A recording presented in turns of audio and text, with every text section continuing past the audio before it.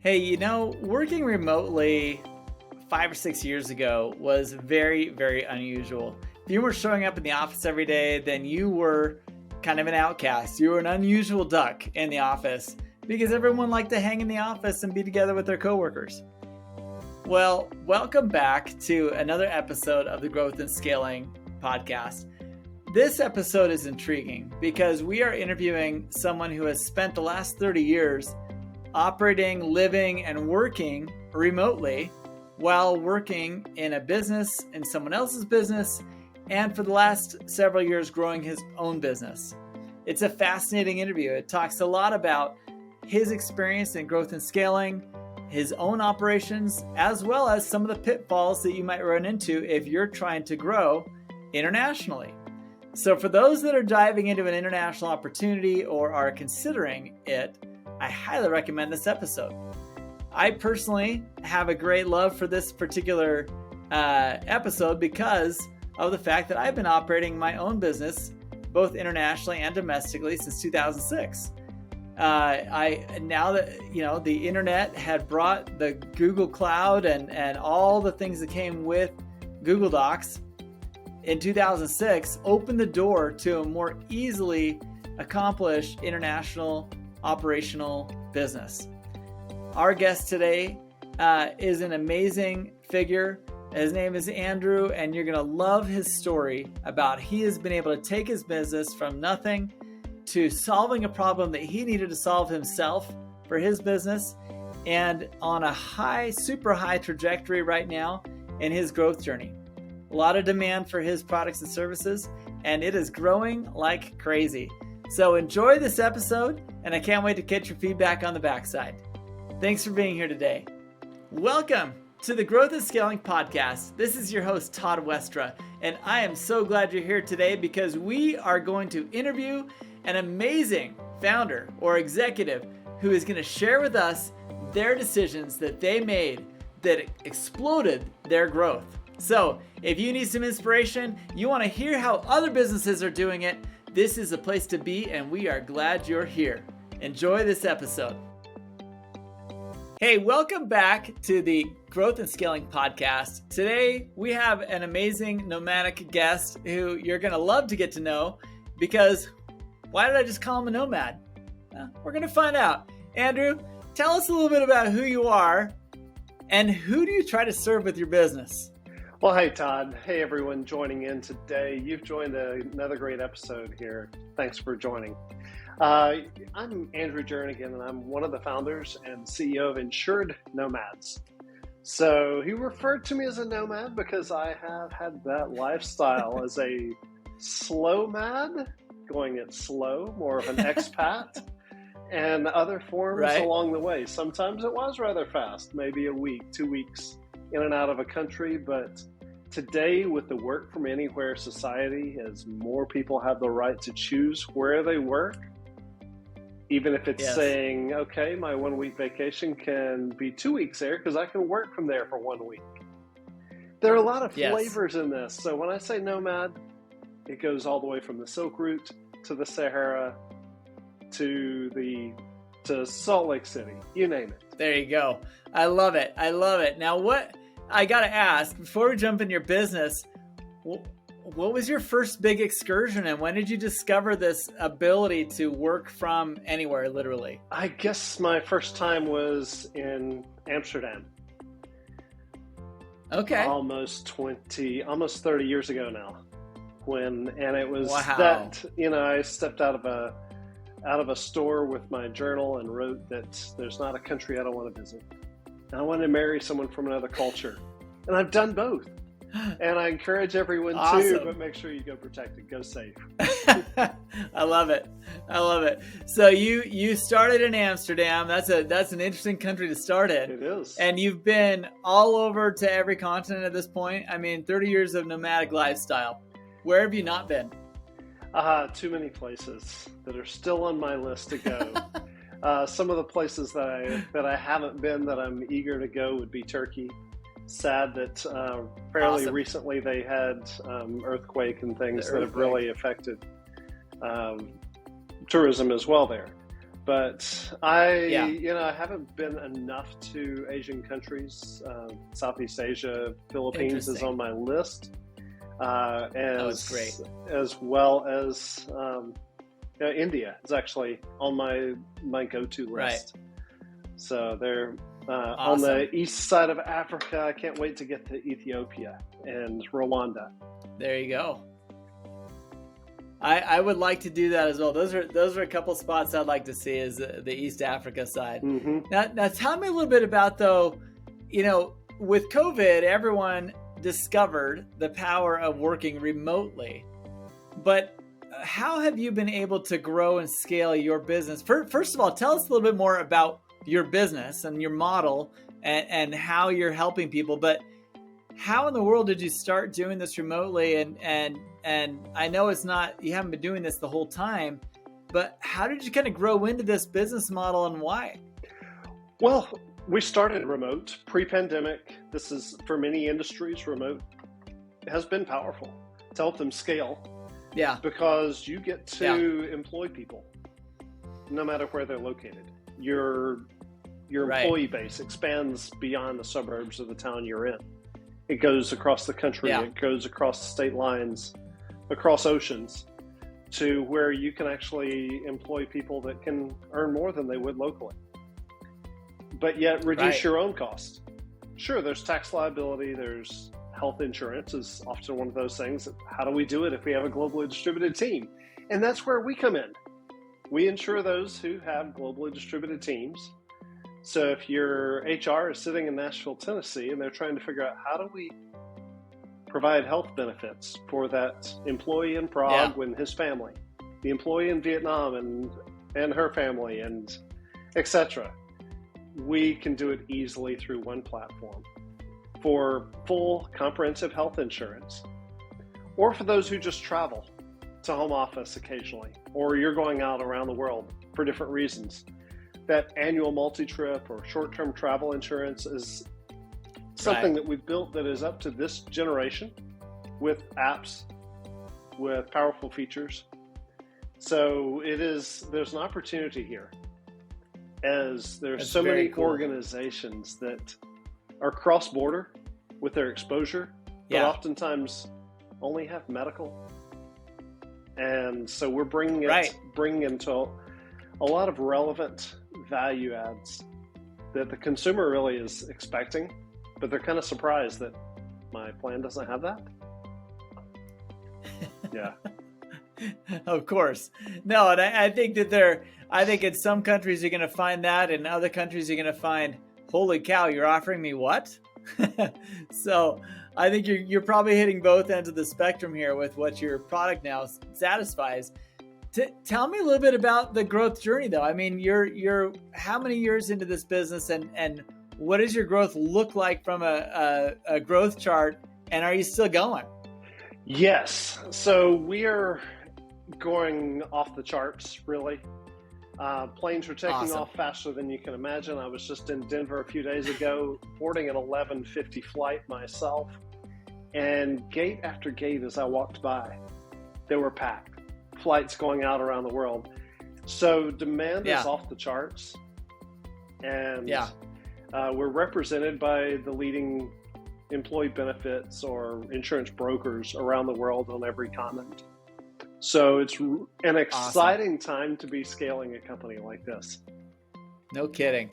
Well, everybody's eager to get out. Everybody's tired of being shoved away. Mm-hmm. And so as you get out and as you've grown this business, what has been the favorite part so far of the growth journey? Building a better rocket ship, a better product. People deserve better, easier, stronger. And when it comes to insurance, sadly, that doesn't take a whole lot, but we've gone further. That's been the most fun part. Cool. Yeah. Product development. You like the product development side? I do. Okay. I like that. Yeah. I think that's a fascinating one. I think there's a lot of people who become their own business owner out of a lot of different reasons, but very few, I think, are as creative as you have been in trying to piece together the puzzle of the product. Because this is a hard puzzle to solve. Yep, it is. So that part of the journey has been fun. growing and scaling product and then obviously pricing it the right way and making it accessible all over the world. Are you one of your clients? I mean, do you employ people all over the world? Absolutely, we do, and yes, okay. I'm one of the clients, and of course, free benefits to those we hire that come from within.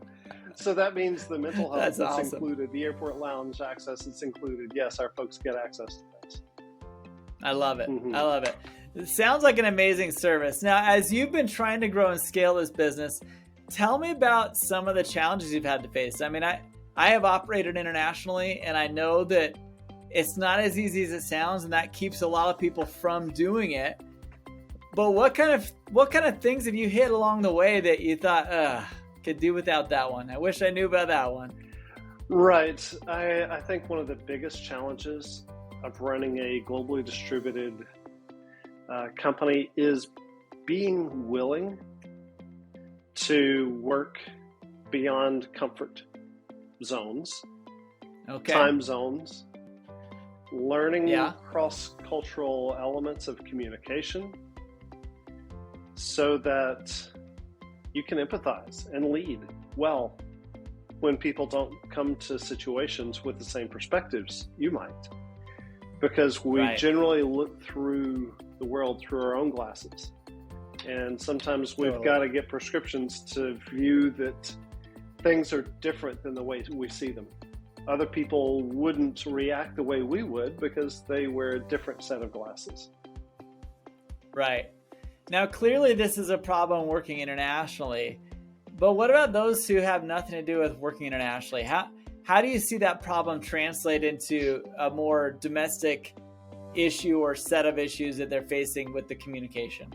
I think that is applicable no matter what language or culture you're talking about. Even if people appear just like you, they're not. So I love that. Learning how to communicate well and to listen well and to have empathy supersedes any perception of sameness, so that we can see other people's pain, see beyond the bottom line of the transaction, and see the person that we're managing. Because oftentimes we'll only see that, they're late over and over, rather than getting to the bottom line of why they're late and helping with the core issue. Interesting. So seeing past what you see on the surface and really trying to dive into what may be causing the quote unquote problem, you're looking a little bit deeper and communicating on a level that may relate better to them. I think it's essential. Yes. Cool. I like that. I like that a lot. Now, as you've grown both domestically, I know you employ people in the US as well as international. How have you been able to kind of reconcile some of these problems with the cultural barriers and different things that are literally undeniable in some instances? How do you kind of cross that bridge with people? When you have to be a constant student. And you make mistakes. Yeah. And then you get back up and you do it again. And you make a mistake again. And you get back up and you do it again. And every time you do it, it gets better. I think that's the key is just to show up again. Showing up. Do you feel like fixing one problem and a second and a third and a fourth, does it make you more efficient at solving things faster?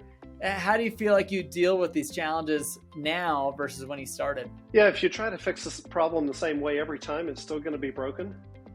So I think a big part of that is being a constant student so that we're not fixing the same mistake with the same wrong solution. So just failing over and over doesn't mean that you're actually improving. As some might lead you to believe. Yes. You hear a lot of posts on social media right now that talk about you just got to run into the problem and fix it, and run into another problem and fix it. You're saying that there may be a smarter way. maybe look at the more holistic view of what's happening and why the problems even start to begin with, Right. and maybe avoid that. Is that what you're saying? Potentially, but also reprogram yourself, because if you try to do it the same way over and over again, and that way didn't work last time, it probably won't work the next time. Something's got to change. Something has got to change. Yes. I love it. So as you were kind of, I really like the direction this podcast has gone, because I have worked internationally the majority, probably half of my career. And I really feel like a little more. I really feel like there's goggles that people put on in America in particular, that we feel like this is the way business works, and this is how relationships work, and this is how leadership works. Do you find that there's a consistent cookie cutter way to address things everywhere? Absolutely not. Because coming from different backgrounds,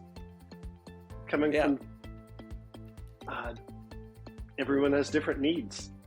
So if there was a cookie cutter approach, we wouldn't need any competition. We would only have monopolies. True. So we would only have Microsoft Word. We wouldn't have Google. We wouldn't have Zoom. We would only have Microsoft Teams or Google Meets. Right. So there's no cookie cutter, because some like snickerdoodles while other people want chocolate chip and others want oatmeal. So that cookie cutter has got to be broken. I love it. Wow. You even kept the cookie analogy going. That made me hungry. I'm a cookie lover. Awesome. Yeah. Well, Andrew, this is the part of the interview where I always like to ask a founder, starting a business is never easy. And most of the people listening to this podcast are people who are in that growth and scaling phase, of probably in the same boat you're in right now, to be honest, where it's like, all right, I found a product that's working. Now I've got to scale this thing to the next level. Is there someone in your network who you look at who kind of inspires you to just build the direction you're building, or make some of the decisions that you've made? Oh, wow. That's a deep question. Yes, actually. That is a pretty deep one. There's a guy who has seen problems or seen opportunities that has really inspired me along the way. And that would be, some of you may have heard of him. His name is Richard Branson. And there are a couple of things that stand out to me that resonate, that I think some of you listening today, you might resonate with it. One thing he said that I recall is that fun is one of the most important and underrated ingredients in any successful venture. If you're not having fun, then it's probably time to call it quits and try something else. Yes. Now, that's when things are out of balance, it's hard to have fun with it. When funding isn't there, when customers aren't there, when software is breaking, code is breaking, that's tough. But one of the things that he says, and I'll toss it back over to you because I know we're wrapping this up. One of the quotes that stands out that he said is, "My interest in life comes from setting myself huge, apparently unachievable challenges and trying to rise above them." Wow. Powerful, isn't it? Love it. I love it. I'm a big fan of his too. He inspires me, and he of all the billionaires, I think he is by far the most nomadic, and I think that's why you probably like him the most, and probably I have an affinity to him. Is he is a world? He understands the world better than most people who have been blessed the way he has in his business. It's true, and the way he is with his family, his kids, grandkids, it's the ethics, the integrity, the character. It's unique. I welcome anyone reaching out to myself on LinkedIn, Twitter, etc. I'm sure you'll have links and show notes, but for those who have people spread around the world, turn to Insured Nomads. Yep. I love it. That's a great wrap up. Honestly, this has been a really fun podcast. It's something that it will be different from all the rest because there's not many people like you. There's a lot of people that do work remotely, but not people that do work the way you have and building the type of business that you have. I know it's going to help some people who are listening because this is becoming more common, even though it's still uncommon. It is gaining some traction. I've worked international for a few decades, and I know that living and operating and employing international is becoming more and more of the norm. People need your product. People need to talk to people like you about ways to keep themselves protected, keep their employees protected. I give you all the kudos in the world for building what you've done, and I hope you the best in your journey through your growth and scaling of your business. Well, thanks for being on today. Thank you, Todd. It's been a pleasure. And for all those listening, give them an upvote review on all the different channels, whether it's Spotify, follow, whether it's Apple, write that review. Thanks for everyone for tuning in today. What did you think about that episode? I loved it. Have you ever worked internationally? Have you considered working with international teams? Have you ever found it easy to try and take care of their needs, even though you're in a different country? Those are the types of problems that he solved and solves. And I am very happy to be in touch with his business, but more importantly, I'm inspired by his growth. I'm inspired by the way he's bundled and packaged his product, and I'm inspired by the way he's been able to message it to the people that need to know about it. Check out his website. We've got it in the show notes below. Check out his business. It may help you. If you are working internationally like I am, you probably have never thought of offering these types of benefits to people working offshore. Take a look at it. I'm telling you, this is a great business opportunity. This is a great story. It's a great way to motivate yourself to maybe take some of your services and your fulfillment offshore and have those people helping you do the fulfillment. If that is something you're interested in, follow Andrew below. You're going to love what he has to offer. And I'm telling you right now, for those on your growth and scaling journey, this is a great episode to listen to. Inspiring, positive, and I wish you the best. Please share this episode with anybody that needs to hear it. If you know someone operating an international company or a business that is struggling to make that leap across the ocean, let them in on this episode and let them experience this podcast that helps you every day with growth and scaling tips and how to increase the velocity that you're flying on your growth and scaling journey. Thanks for being here today.